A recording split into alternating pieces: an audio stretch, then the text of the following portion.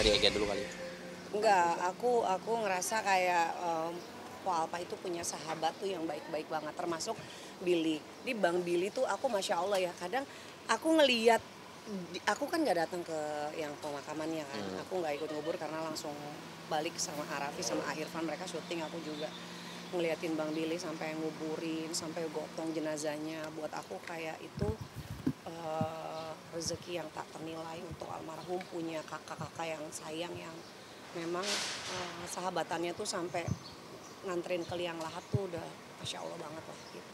Sekarang memang sudah kita anggap sebagai keluarga ya, Ega ya, Iya. makanya justru itu ya memang niatan memang pengen mengantarkan empok gue ke tempat peristirahatan terakhirnya, makanya justru itu apapun yang bisa gue lakuin gitu sih teman-teman.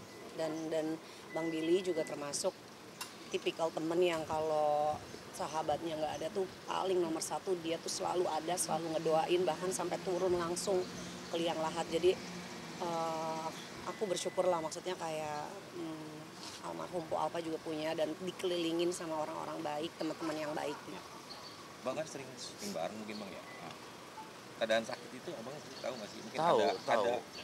abang mungkin Jadi beberapa bulan yang lalu di dalam mobil tuh sempet, gue kan bukan pernah ya, memang masih ada acara sama Anwar. Ceritanya Anwar nggak ada nih. Yuk, set ya. Dadah. Jadi gue punya acara sama Anwar. Kebetulan Anwar nggak bisa syuting, digantiin Po Alpa.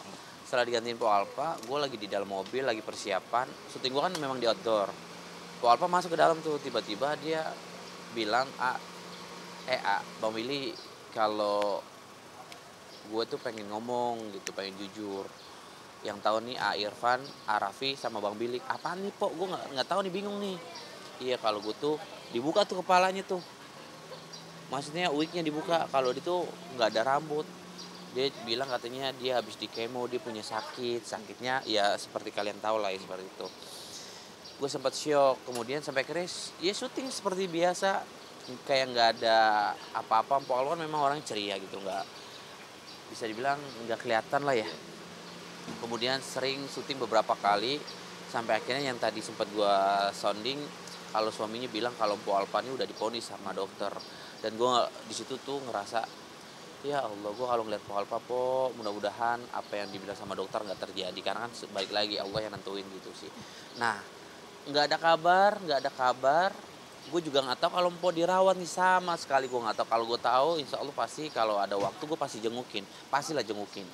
Nah, nggak ada kabar, tiba-tiba, 1 minggu sebelum meninggal, handphone gue mana? 1 minggu sebelum meninggal ada nih cetannya, dia WhatsApp tuh 1 minggu sebelum meninggal. Dia meninggal hari apa? Tanggal 16. Dia WhatsApp gue tanggal berapa ya? 15. 15. Dia WhatsApp gue tanggal berapa ya?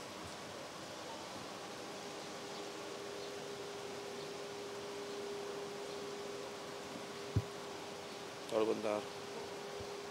Sekarang 18. Oh, sekitar 2 minggu lalu dia WhatsApp gue.